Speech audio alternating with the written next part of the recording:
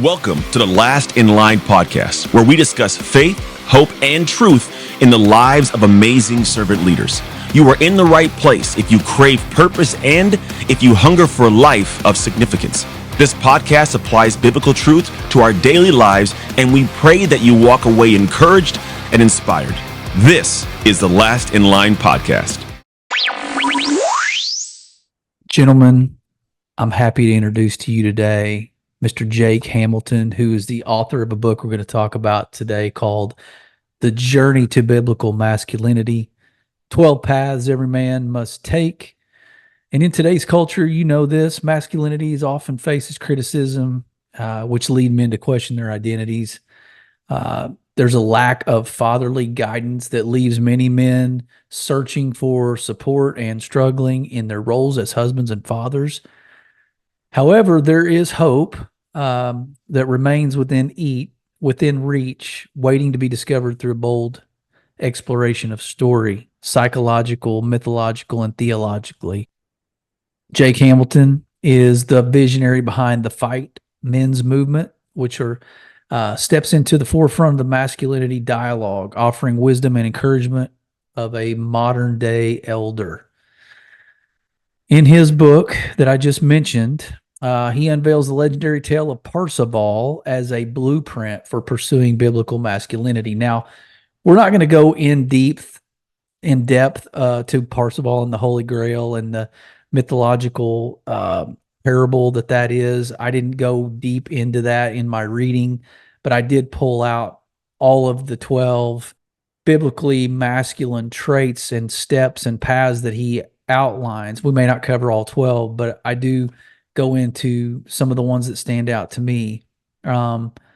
These paths, though, that he defines demand transformation and demand that a man take a journey that's full of adventure and perspective and humility.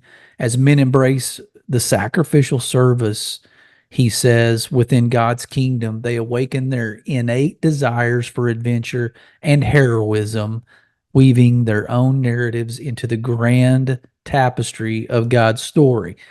Jake is a splendid writer, guys, and I like to think that I know good writing style, and I know what guys are trying to say and the way they say it, and I can identify an artist, and Jake is definitely an artist. He is a musician.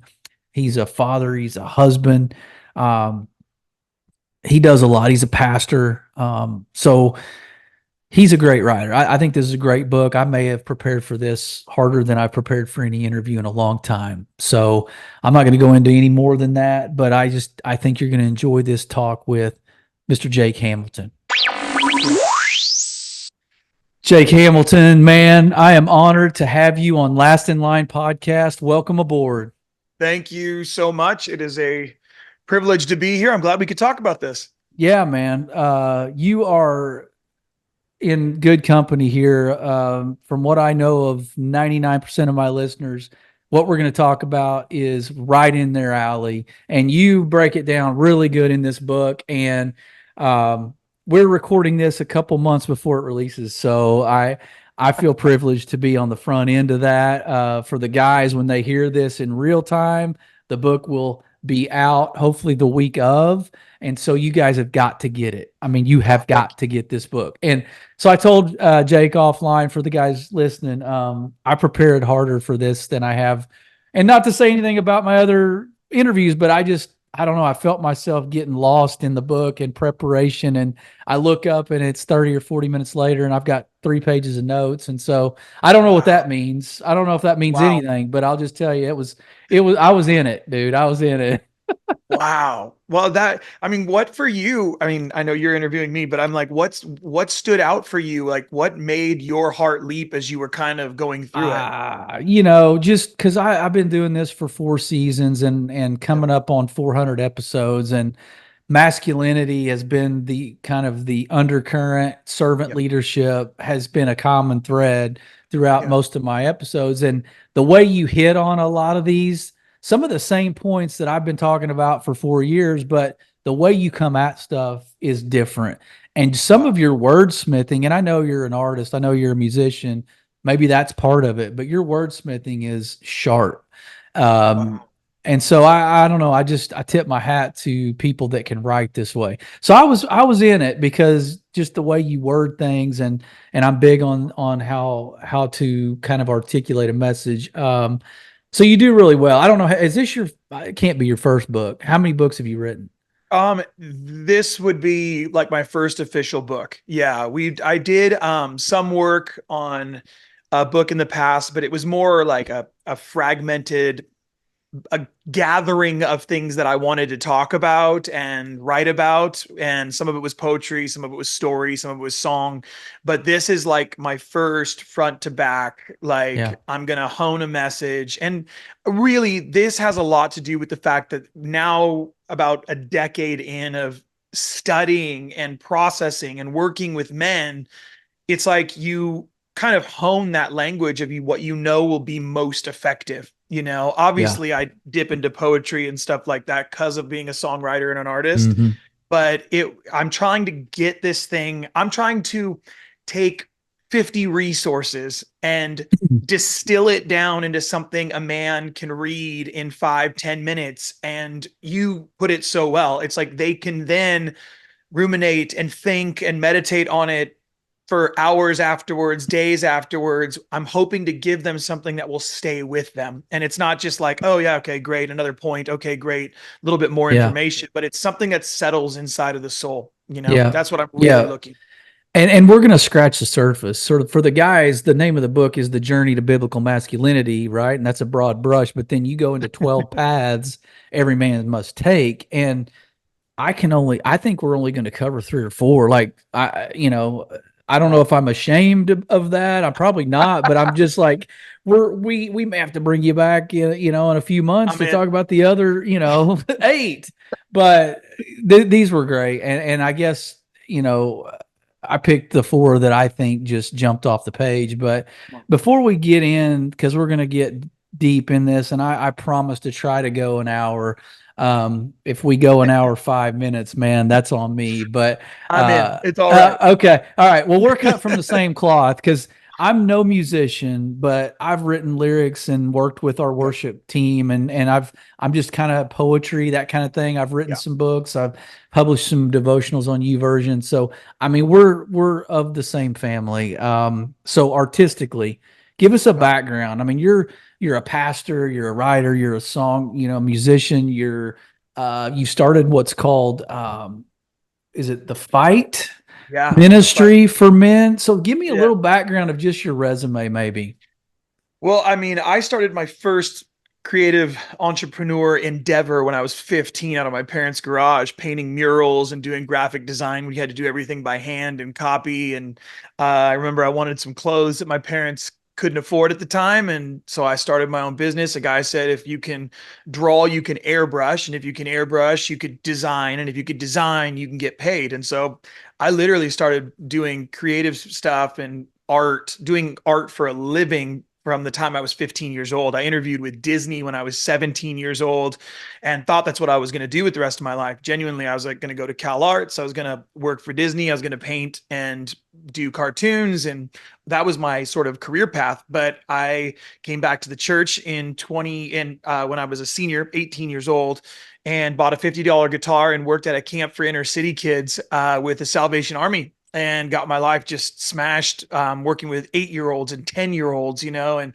having a room full of, 15, 10-year-olds will change your life when you're 18 years old, especially kids that are from the inner city. And in that time, I started leading worship. So I became like the worship leader at the camp, left in the middle of the night, left a note on the camp director's door that said, "This place sucks. I went home." And they're like, "Okay, well, who else can play music?" And they're like, "Well, Jake's loud and he has a guitar." So I didn't even know how to play anything except for 2 chords. So I knew a D and a G, and I had to make up all the songs on the spot for 300 plus kids every single day for an entire summer. So that is like how even wordsmithing and paying attention to what's happening in a space and hearing the voice of the Lord and like all of those things that have now become sort of a part of what I ended up doing with my life. Like that was a massive foundational moment, especially even working with men now. I'm looking back at those kids and going, if they had some of these tools in their lives, God, how I would have loved to give them some of the things that I now have. I would have loved to give that to those kids. But fast forward, we were church planters. I led worship, ended up getting signed with Jesus Culture, lots and lots of stuff being skipped, but traveling all over the place. And I heard the Lord when I was 18 that I was going to write songs that the whole world would sing. And then I was in 8 years into my marriage, 2010, I'm in Chicago at Allstate Arena at Jesus Culture Chicago, leading in front of, almost 20,000 people. And I was like, oh, this is that. And the next morning, my marriage is falling apart. And my wife is like, this isn't a marriage. This is a joke. You're gone all the time. You're traveling. And there was no blatant sin. There was no pornography. Yeah. There's no addiction, no drugs, no alcohol, no adultery, nothing, no emotional affairs. Literally, I was a workaholic. And because my work was God, everybody applauded me. So I got lots of applause for being gone and traveling too much. And my wife was like, this isn't a marriage. And I'm not going to leave you, but I'm done. And so that sent us on a journey of recognizing like, oh, there's a lot I'm missing. Like I was telling somebody else, I was like, man, this is where my leadership, my tools for leading my home ended. Like I didn't know what else to do. I wasn't trying to suck at being a man or a husband or a father. I just didn't have tools. So I got stuck in this place. Thank God we had leaders in our lives and someone who sat down with us for 4 or 5 hours. But my marriage fell apart. Again, fast forwarding a ton, how we got into where we are today is we started doing a lot of stuff with marriages because there was a healing journey for us. There was a lot of processing and a lot of work we had to do.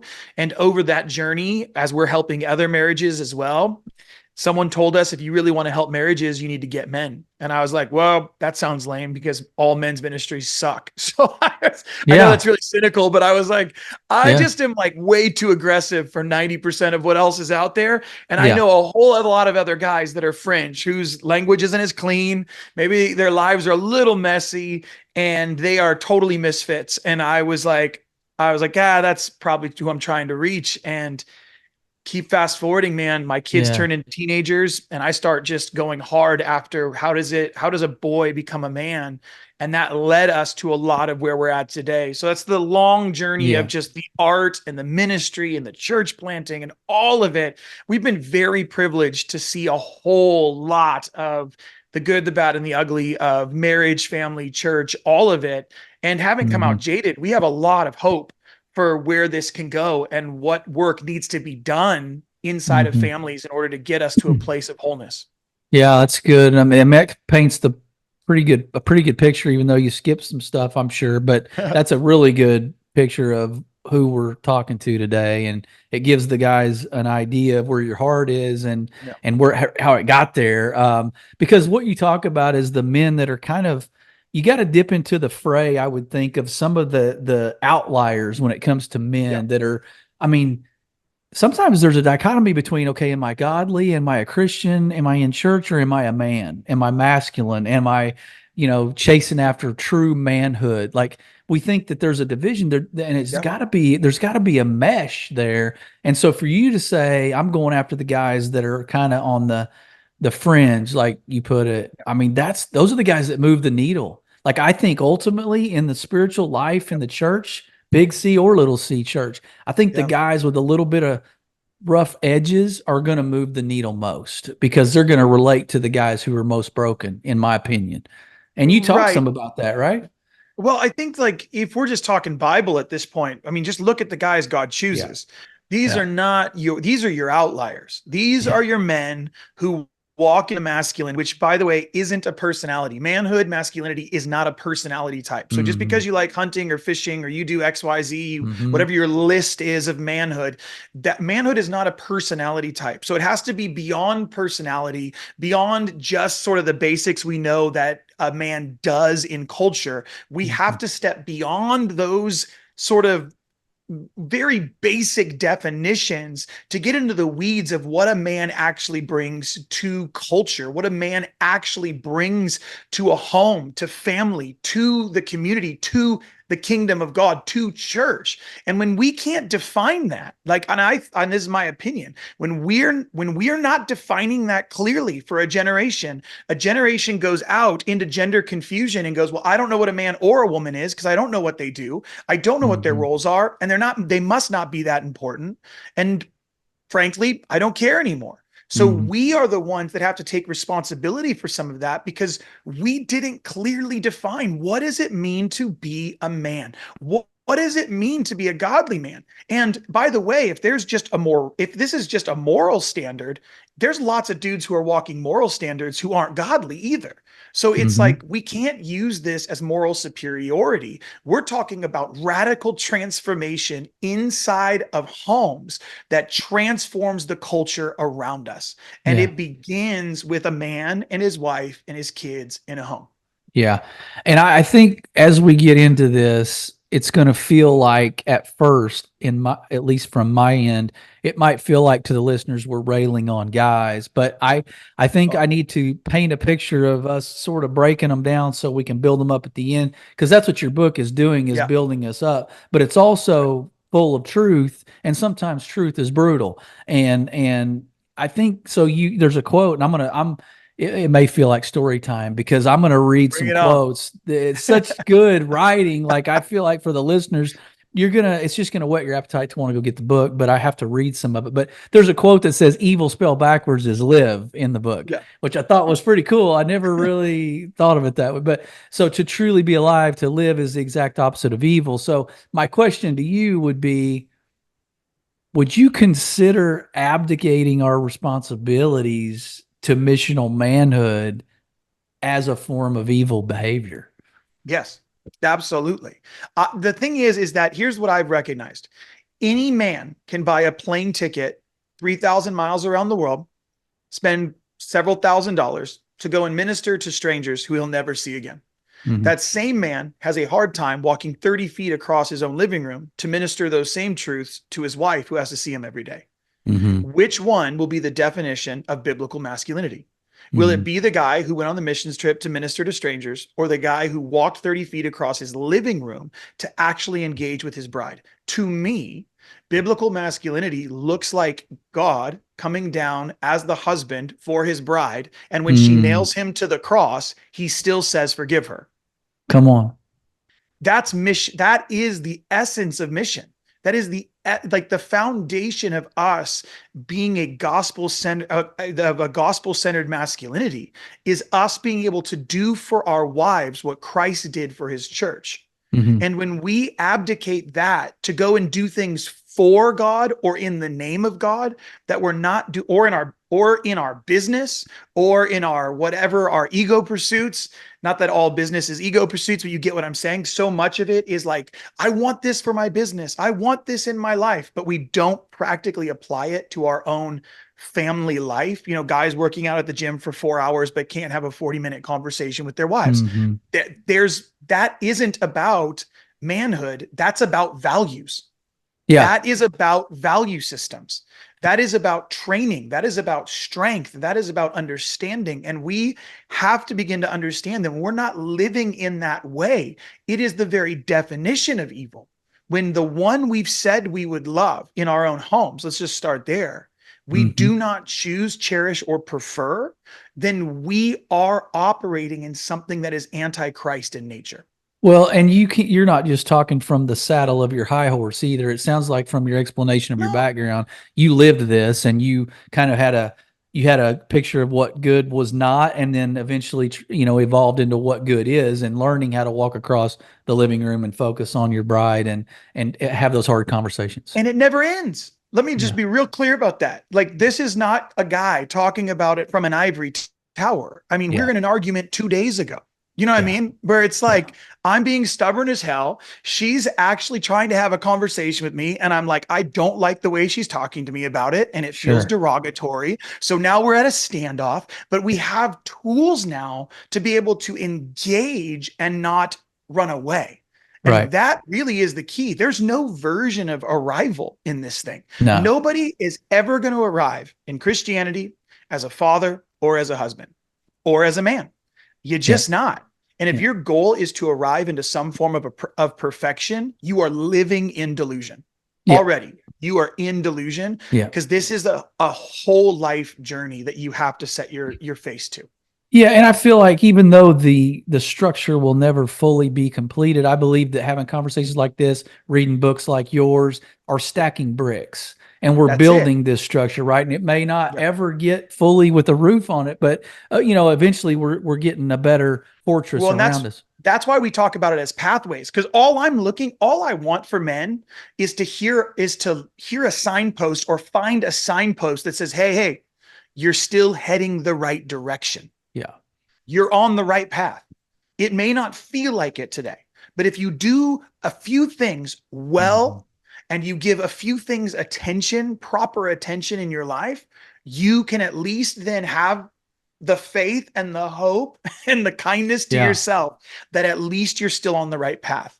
And that gets rid of that alleviates some of the anxiety, some of the stress and the fear of not knowing, or the depression that we're just totally lost and we're totally out to pasture. Yeah. Okay. So you kind of answered this, but I gotta know, first of all, I guess, when did you decide that the book like this, in this way, in this style, with this unique parable woven into it, when did you realize this was a necessity for you? This was going to be your thing. You had to do this. That's a great question. When I was on my journey of figuring out how do you walk a boy from boyhood to manhood? My kids are my two boys are turning teenagers. I've got now a 20-year-old daughter, an 18-year-old son, and a almost 16-year-old son. And so as they were transitioning into teenagers, I was like, how do you do this? Because there's no initiation or rites of passage anymore in Western culture. So it's like, what does that even look like? How do we bring some of that tribal initiatory spirit to what we're doing that is Christ-centered, that actually has a deep spiritual aspect to it, that isn't just sort of I always talk about it that I'm looking for something transformative, not transactional. So I want to see something that's transformative. If it's just transactional, like, hey, you did the course and now here's your diploma. Thanks for coming. Now you're a man. Then it doesn't really have much weight to it, And I started learning that really tribal initiation carried with it three questions. Number one, who am I? Where is my tribe? And what do I do with my pain? And when we are able to when we're able to go through initiatory experiences that allow us to find answers, at least foundational answers to those questions, young men don't walk through their life totally confused or frustrated with their experiences. And the key, that was what was so interesting. And the key to all of it was that boys would sit around older men, and the older men would tell them stories, mythological stories. And the reason that they did, which I talk about this in the book, and the reason Jesus does it, is because it's giving you the heart of truth. It's giving you the reality of truth in a way that is external from your personal experience, so you can look at it and judge it objectively without any personal cost. That is the value of myth and story. I can see it. That's why men watch Gladiator or Braveheart, and they're like, something inside of them like starts to erupt, because they're like, I want to be that kind of man. You also don't have to go to the front of a battlefield and do all those things. So, that's nice, but really you don't have to run to the front of any of those. But the story unlocks something in us to remind us of potential inside of us that is yet to be untapped, or things inside of us that still need sharpening and still need to be corrected that we're not willing to look at. And that's like the story of David and Nathan, right? So like and I talk about this a little bit in the book, but Nathan and David, when David sleeps with Bathsheba, Nathan the prophet doesn't come in and just go, hey, you're in adultery. He goes, let me tell you a story.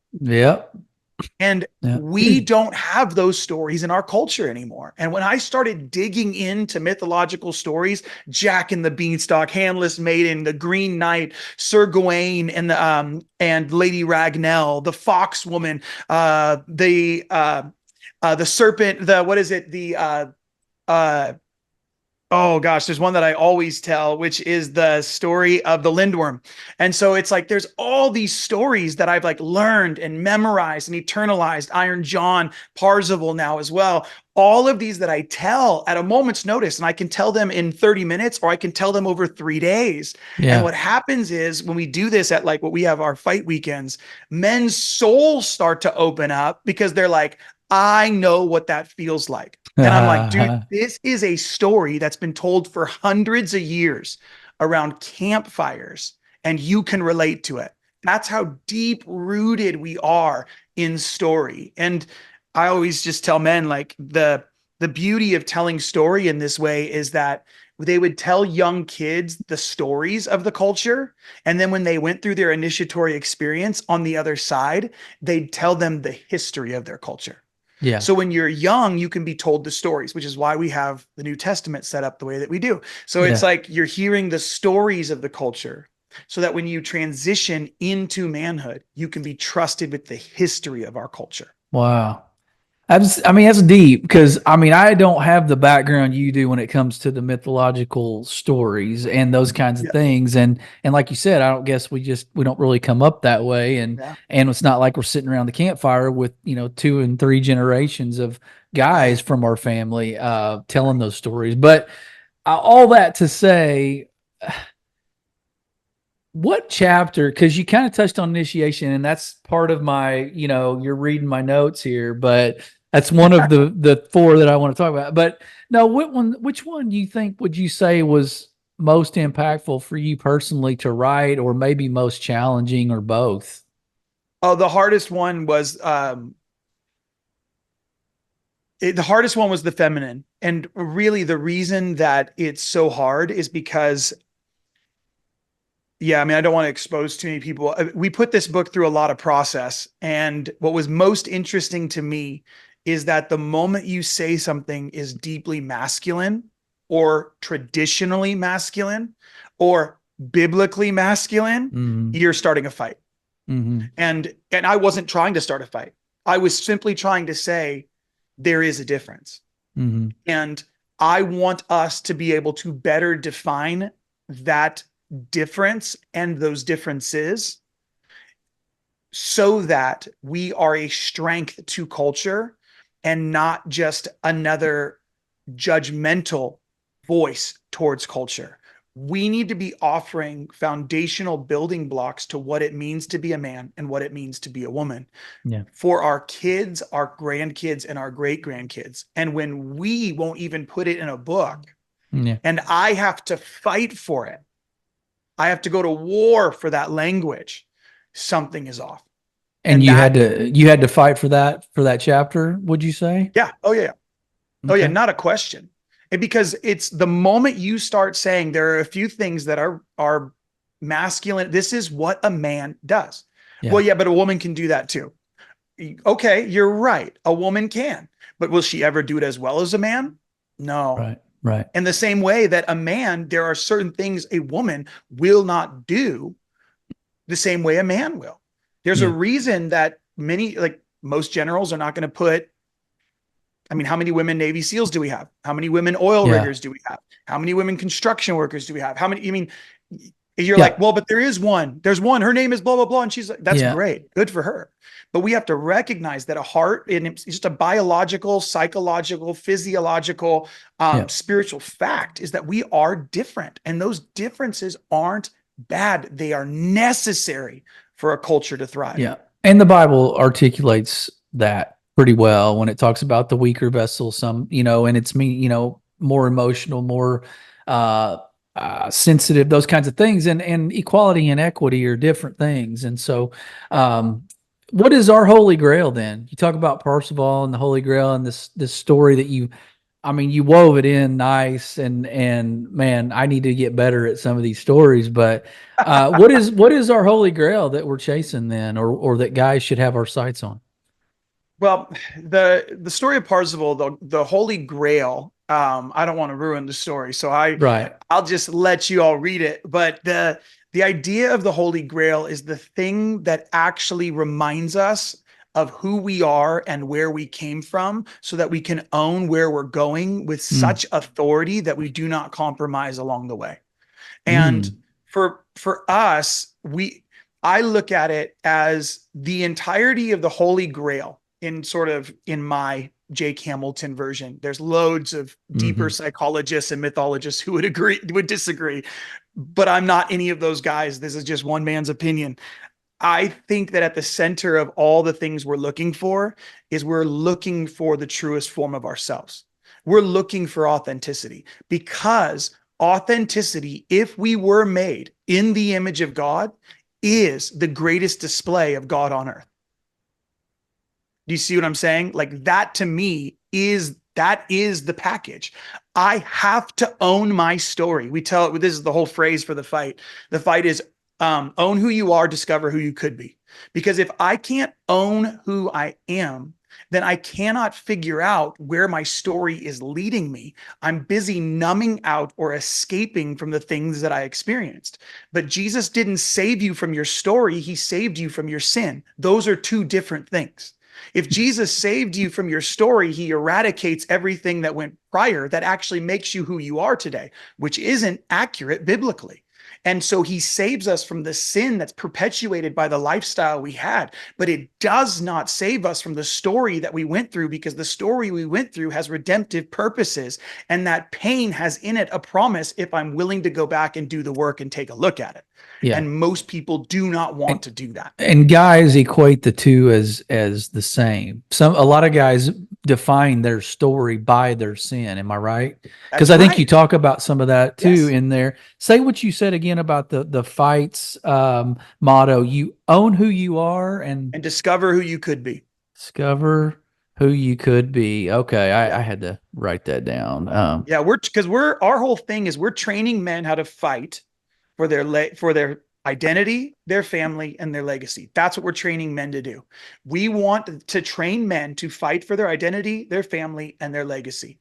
And because if you can own who you are by owning the wholeness of your story, not just the parts that make you look good or feel good, but all of it, the whole story, all the junk and everything in between, it made you who you are. And to ignore it or escape it or numb it will lead you to a life of delusion and fantasy. It will not lead you to authenticity.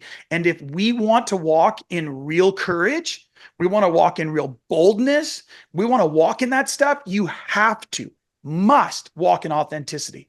You cannot be courageous and fake at the same time. It's impossible.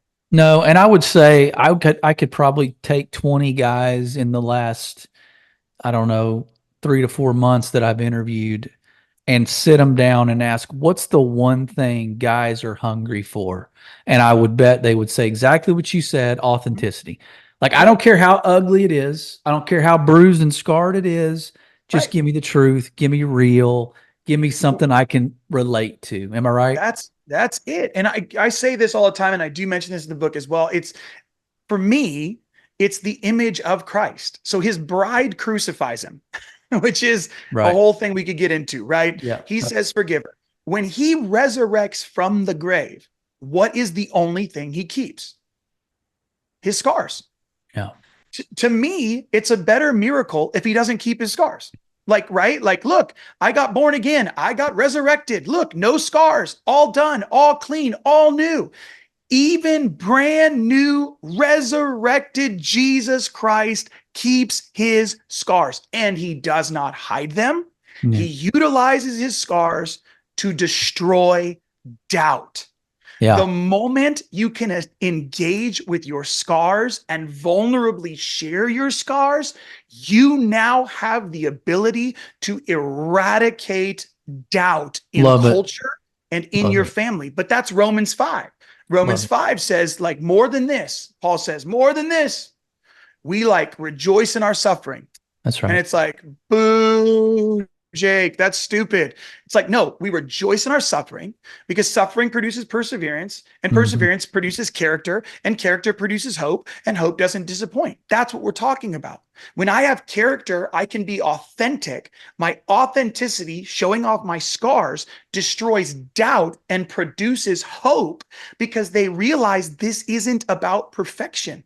This isn't about doing it all perfectly. This is about being who you actually are. Even in its brokenness and mess, you just put the whole thing on display. Yeah. Let everybody judge you. Who cares? Aren't we losing guys from the church because the pulpit has not figured out that message?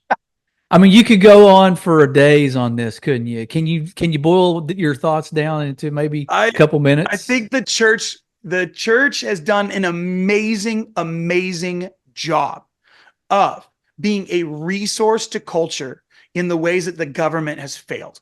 So we want to take care of the homeless. There are things that they want to do. They want to move the needle forward by being caretakers, which is absolute necessity, and the Bible calls it true religion. But our gatherings have started to take on a very feminine nature. Yeah. So a man that's like has more of a feminine heart is going to way more engage with a traditional church service from any denomination at this point, because the songs are mostly love songs. The songs are deeply feminine. The messages are deeply feminine. They're very effeminate in nature. They're very empathetic in nature. They're very caretaking and nurturing, which is primarily feminine, is very nurturing. And men want to be charged and sent out to war. What I've recognized is men want to be hit in the face by someone who loves them. Right. They don't want someone who's a dick. That's what they don't want.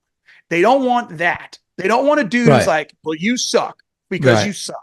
It's like, well, that's not helpful. No. But when a man goes, dude, you are a terrible husband, and here's the 3 reasons you're a terrible husband. Would you like to get better? Yeah. That's a different ballgame. Hey, I got the title of your next book, by the way. We're gonna call it Sweet Vinegar, because you know how they always say you get more bees with honey than vinegar. Yeah. Well, I think the bees we need to attract are with some of the vinegar, because we need some right in our face type ministry, but with grace. I get it. And that's what's happened is because what happens is what it produces is a group of men who radically love God, who really want Jesus, who really want to walk in faith. Yeah. And they sit in the back row of our churches week in and week out, and they feel like they have no idea what's going on in a service.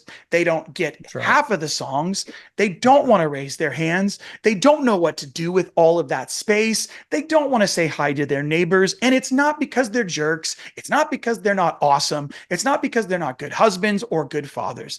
It's just missing the mark of how they interact with God and the deep spiritual life they long to have.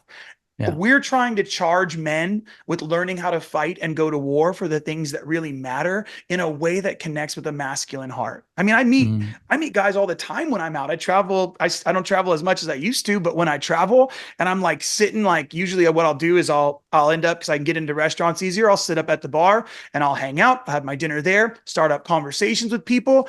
Dude, this just recently, 6 months ago, I'm sitting with this guy. We're having a great conversation, him and his buddy, and they're just talking it up. And we're like 20 minutes in the conversation. He's like, dude, he goes, hey, are you a Christian? And I was like, yeah. I was like, that's why I was quoting scripture and stuff like that. Some of that was Bible. And he's like, I noticed that. He goes, man, I've never met a Christian who doesn't want to sell me something.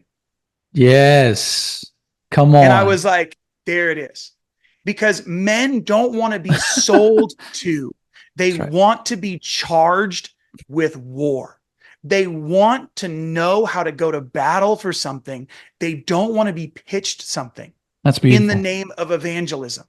They want to be charged with strength and courage.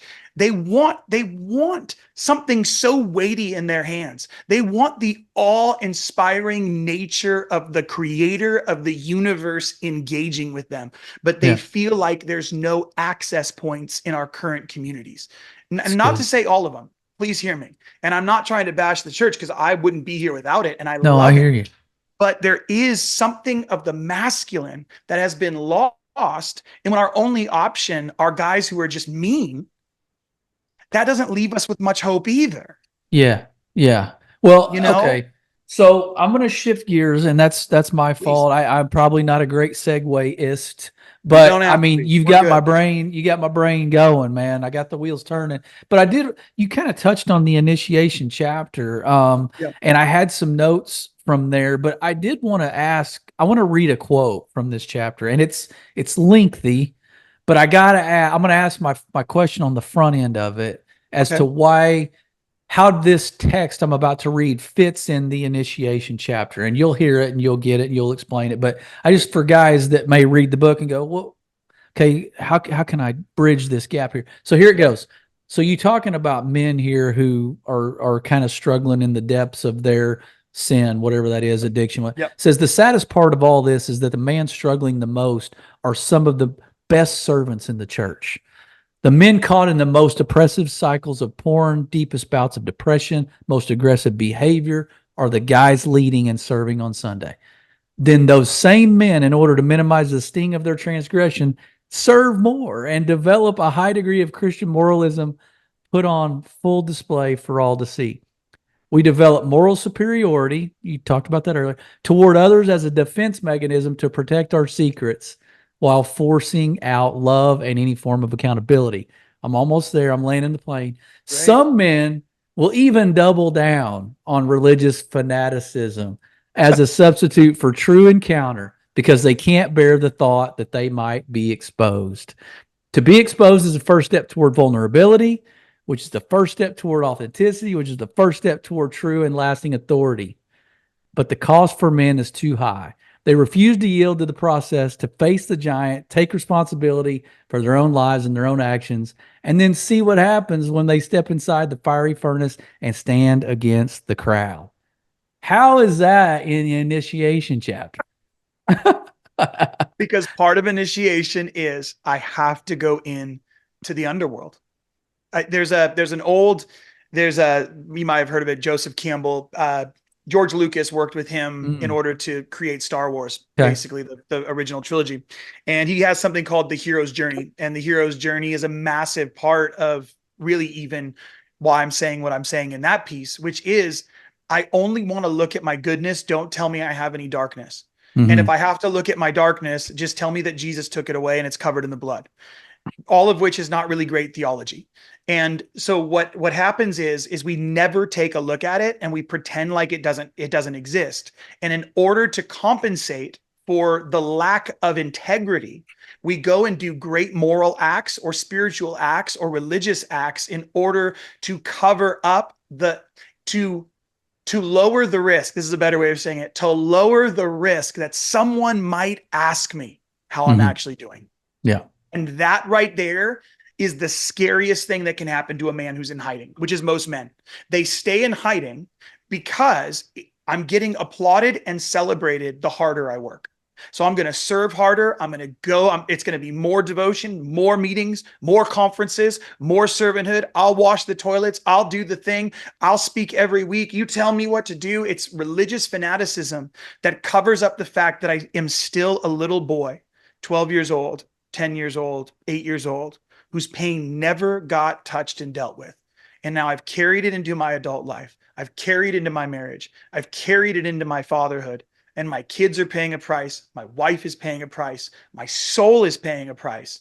And I do not want to do the work. It feels easier to go to church and get applauded for being a great Christian. And do they feel like, let me ask you this too, it just came to me, didn't plan on this, but are they chalking this up to it's just my coping mechanism to deal with the stuff I didn't deal with. Therefore, it's nobody else's problem. I'm out here doing this for everybody else, but the way that I'm coping with, so you're saying they don't even acknowledge a wound. Nope. Got it. Nope. I will tell you, the hardest men to, just being as honest as I can with this stuff, the hardest men to work with are the most religious. That's For just, sure. that's just, I can imagine. that's just bottom line truth for me.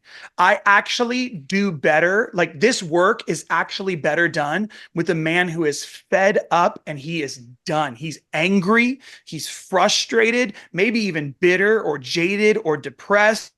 He is easier to work with and see redemptive purpose happen, to see healing and wholeness begin in his life, to see repair and restoration happen in his marriage and with his kids. That guy is easier to work with because religious men walk into our fight weekends, walk into our conversations and be like, I got it. Or even worse, Jesus has got it. Don't worry, buddy.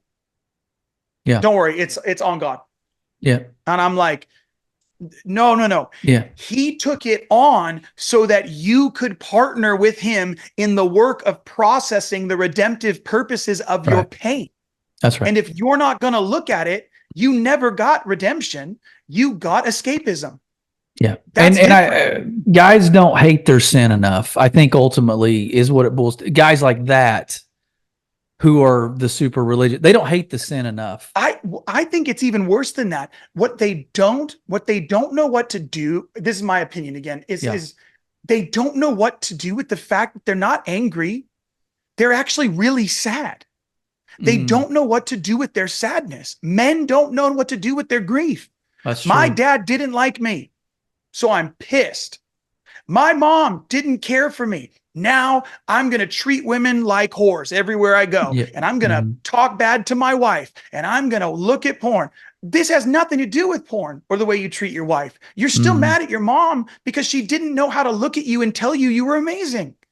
That's right. And it's like that. And they're like, no, I'm just angry. Help me deal with my anger. No, you're not angry. You're sad. Grief is the gateway to male emotion, and men don't want to grieve. We want them to hate sin, but they haven't even gotten sad about the fact that they're sinners yet, or that they've been hurt by someone else's sin. Yeah. And that grief has to hit a man's heart, like bear on him. Yeah. And I'm not saying he even has to cry. Great, cry, don't cry. I don't care. I don't care about any of that. Grieve the fact that you didn't have the mom you deserved. Yeah. You didn't have the dad. You didn't have a primary caregiver who actually was able to tell you when you were little how powerful you really are. So now you walk around everywhere feeling not powerful. And so you try to prove it in 1,000 ways that mean nothing. Right. Grief isn't cool and isn't manly. Anger is way more masculine, right? Totally. Yeah. That's why in our fight weekends, we get, men, it's a deep work, man. Our fight weekends, we only do them with like 12 guys. We've got some more leaders now. So we're jumping it up to 40 guys and splitting it into groups of 10 and stuff for the course of our fight weekends. But we do what's called, story work, or really it's called narrative trauma therapy. But we do a lot of story work, role playing. So men end up in these positions because in order to come to a fight weekend, you have to write out an 800 to 1200 page word story and then show up to this event. And then you have to sit in front and read it for the whole room to then ask you questions for 45 minutes. Well, no man has ever done that, ever. But here's what we use. We also use role playing. So a man may get into a place where he's stuck. He's like, well, I don't feel a way about that. And I was like, okay, do you mind if we try something? Everything's invitational. You can tell us no the whole time and it's fine. You get as much out of it as you want to put into it. Would you like to role play this? Yeah. Okay, cool. Yeah, I'll do it. Okay. Who in this room can hold the space of your dad? Okay. Well, he can. Great. Now go ahead and stand up. I want this man to stand in front of you. I want you to tell your dad exactly how that situation you just read to us made you feel. Tell him. Yeah. Dude, you will watch men become little boys in an instant. Right. And all this, and here's my point, is what happens is it no longer is cool. There's no coolness in it. It's completely vulnerable and soul bearing in front of strangers. Yeah. And I have to decide whether or not I'm going to engage with this. How long you let it go too, right? Or do you just let it play out? Yeah. And we got time. So we're good. And the thing is when they start to cry, every man does this, connected to the grief thing. Every man, they cry like this. So one of the key components of what we do on a fight weekend is we do it. Every man experiences this at least once, is every man will raise his shoulders, tuck his head in. Why? Because he's getting small. It makes him feel small. And what we do is we go, hey man, listen, at the fight, we cry like men. And so we grab their chin, pull their chin up. Real men cry with their chins up. We own our tears. If we're going to cry, we're going to own it. We're going to own it the same way we own everything else. And you look me in the eyes and let those tears come, because I am with you in this. You are not alone. Dang, brother. Okay. Well, let's go. That sounds good. 1,800 words. I mean, you had to earn it to get there. So, That's right. Man. Okay. So we kind of, I'm not even going to qualify it anymore. I just kind of turned this thing upside down on its head. I wanted to talk a little bit about adventure, but maybe we don't get there. What I did do is I took some liberties here and I combined path 9 and 10, because I want to ask your opinion on how failure and the redemptive work of grief kind of mesh together. Like, how am I off? Are they correlated? Talk to me how we bridge that gap. No, you're talking about a midlife crisis at this point, right? So now, so most of the men that we're working with show up in midlife because they've never been initiated, never did rites of passage. Most of us have never received anything like that. We don't have any wise elders to look up to. So we settle for people who are holding some form of spiritual authority or positional authority in our lives, but we don't really have wise elders either. So we have no initiation in our youth, and we have no wise elders to look up to in our middle age. So in middle age, between the first half of life and second half of life, we end up in this place that I love. Rohr calls it the crisis of limitation. And the crisis of limitation is physical. It is temporal in terms of time, and it is financial. Like, all of a sudden, I'm in the middle of my life going, it's not where I plan to be. Now, you're going to have little failures all over your life, but this is the big one. In the middle of your life, you're going, I did not accomplish that which I thought I would accomplish. And I don't have the time left or the resources left to be able to do those things. Am I a failure? Or can I choose to take what I have done and make it an investment for a generation I might not ever see? Now, for us as men, we're going to hit little failures all the time. That's just life. Like, we're going to fail. Right. Like yesterday, I mean, I'll give you just a real life example. Yesterday, I struggle with anger. I get really frustrated. Oh, and it's never big stuff, dude. It is over the dumbest crap you've ever heard. It's just dumb. And I just get Welcome to the family. Welcome to the family. So I just get super angry, and I hate it about myself. I cannot tell you the degree to which I loathe it. I have to say it out loud a lot to my family, because if not, I'll turn it to self-loathing. Like, I'll take it as far as like, you are an idiot. And I'll start doing a ton of negative self-talk if I don't get it out of my body. But it's like, I went fishing with my son yesterday. We went to a new place and we're fly fishing, which is always, drama anyway. And it's like, everything got tied up. Everything went wrong. There was a million bugs, and we didn't have bug spray that time. And it's just like, I got bites still all over my arms. And it's like, it was a crap show, the whole thing. And I'm just getting frustrated and all of this stuff. And we get in the car, and my son, he's 16, dude. He's a young man, he's seen dad. And I had to tell him again, like, man, I really failed you today. Like, this should be a core memory where it's fun and we just get to enjoy each other. And I really failed you. And I just want to make sure that you know that I want to take responsibility for the fact that I failed you. And that this is a part of my life that I don't like. And if if there's something I could get rid of, this would be it. And I don't have all the tools for it. And maybe it is my thorn in my flesh. I don't understand all those things, and I'm not pretending to. But what I do want to say is, it offers me a chance. What failure does is offer me a chance to realize in the moment my own limitations, admit them in vulnerability, and allow other people to love us in that space. Okay. Can I ask a question there? Yeah. You talk about how embracing failure makes you stronger. How does it do that? Right. Okay. So if I'm going to work out, do I walk up day one and be like, dude, I'm going to deadlift 500 pounds? Right. No. Not a chance. Or another example, or is it a good idea to just work out only your upper body and never have a leg day? No, because you're going to be disproportionate, right?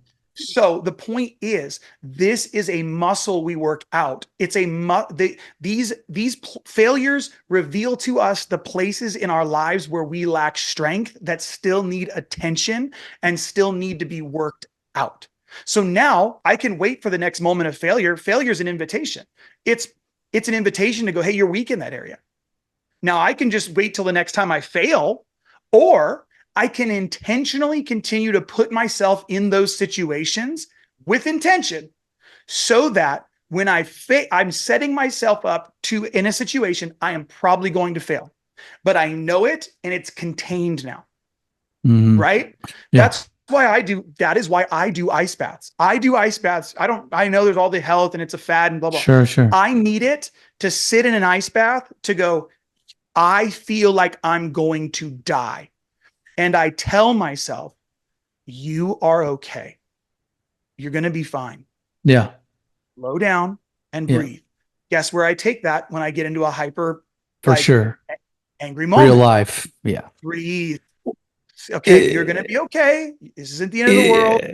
You know what I mean? So that's how I gain strength. Is it safe to say that failure exposes opportunity? Yeah. For growth. Every single time.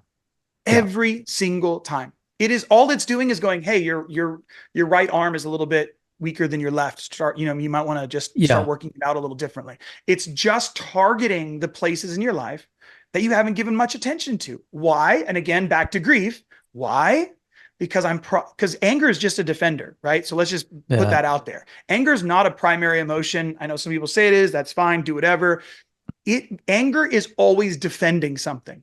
What is it defending? Ask the question. When anger arises, what are you defending? So when I hit a failure moment in my life, I'm able to go, okay, I responded poorly. I was triggered. What is it protecting what am I trying to protect or hide by not looking at why I failed and how I failed?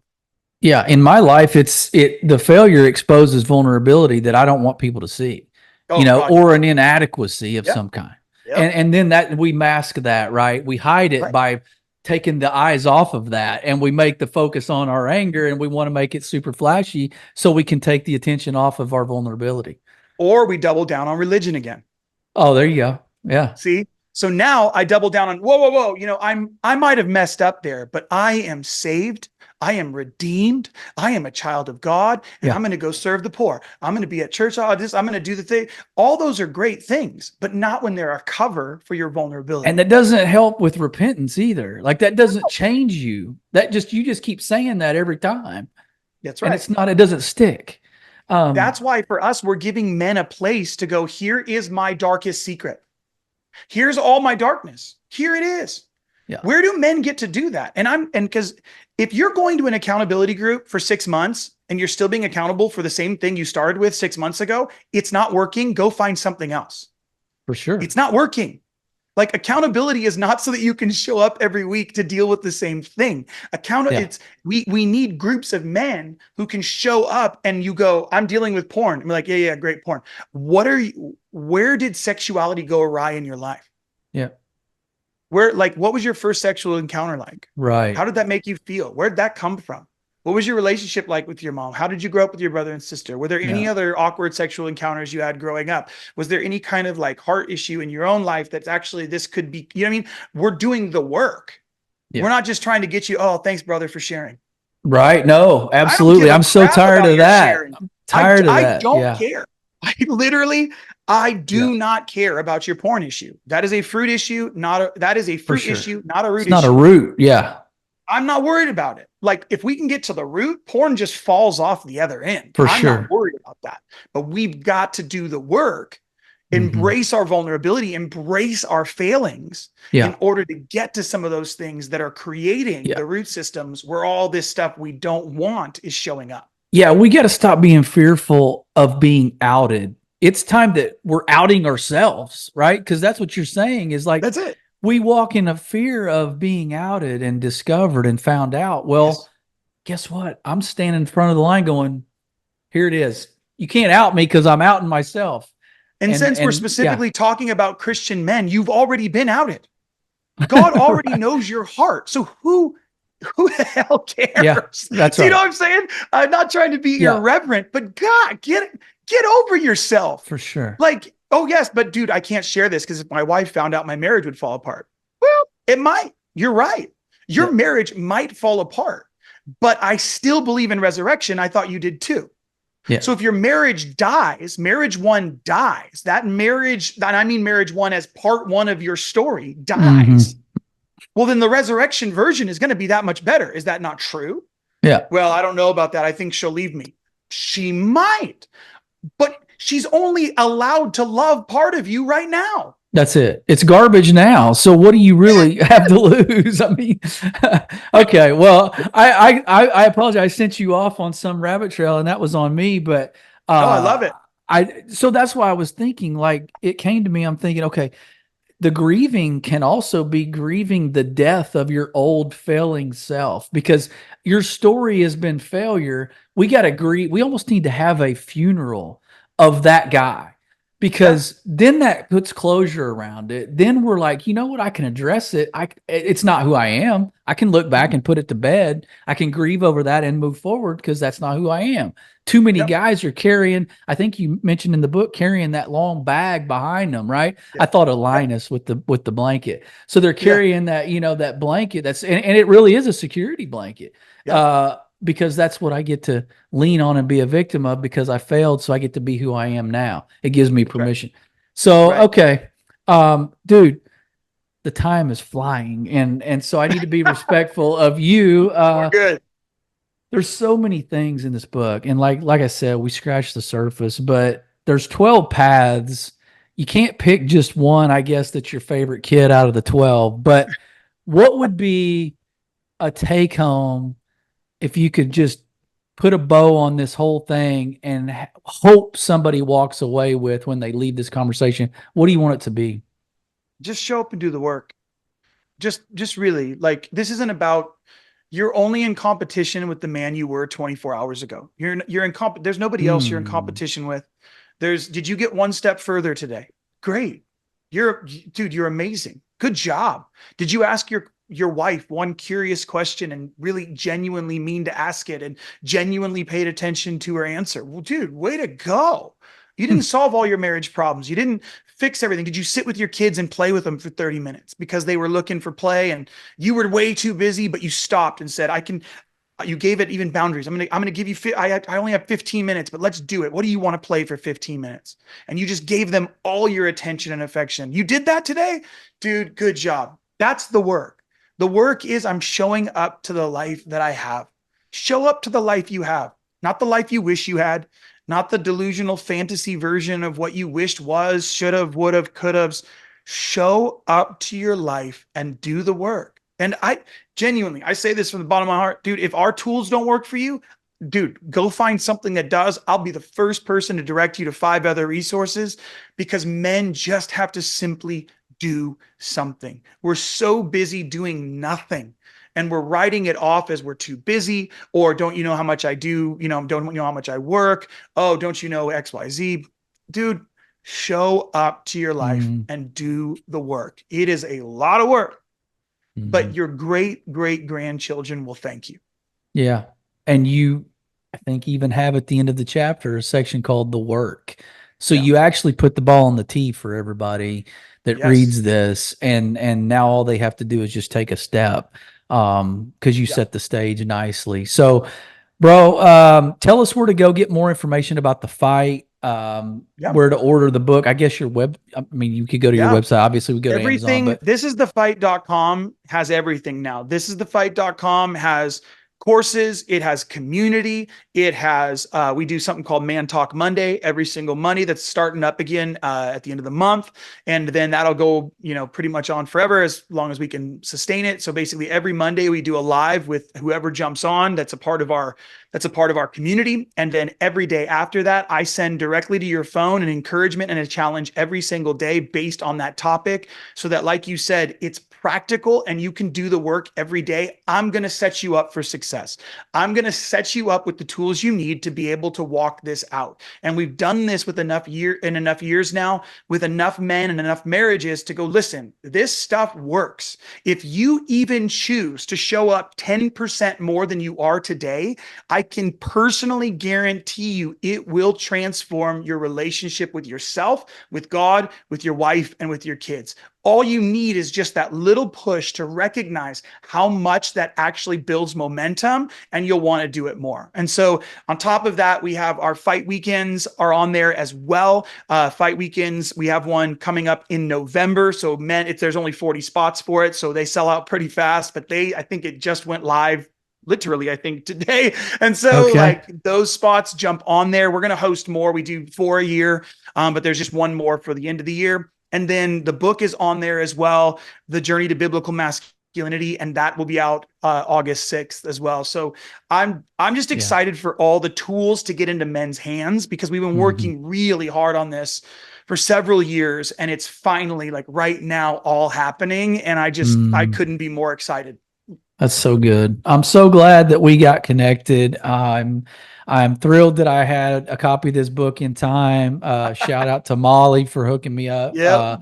So she does great work. But no, I'm glad we got into this, and I still have some more digging, I think, because I'm gonna get deeper into Mr. Parzival and his journey. But I appreciate you kind of opening my eyes to a new culture, I guess, of storytelling. Well, yeah. And I say it in the book, but I do want men to hear that, like, this is the way Jesus taught.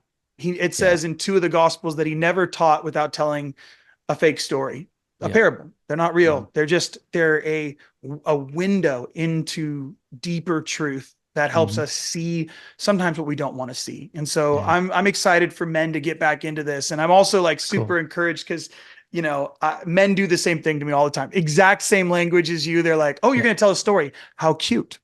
And then and at our fight weekends, I tell Parzival over 3 days, like live, memorized. Oh, wow. I tell it in 3 chunks. So we sit around a campfire, everybody's hanging out, it's late in the evening, and then we tell one part at a time, and then we go around the circle and we say, now we're going to feed the story. What part stood out to you? Not what part stood out to you. Where are you in that part of the story? Where are you in that part of the story? And hearing where men are and their perspective, dude. That's so cool. That's so cool. I mean, it's a unique way to do it, man. And I don't know that there's many like you out there. So keep doing what you're doing. Very, very happy to have gotten connected with you. So audience, he has been the one and only Jake Hamilton. We've been last in line. Be blessed.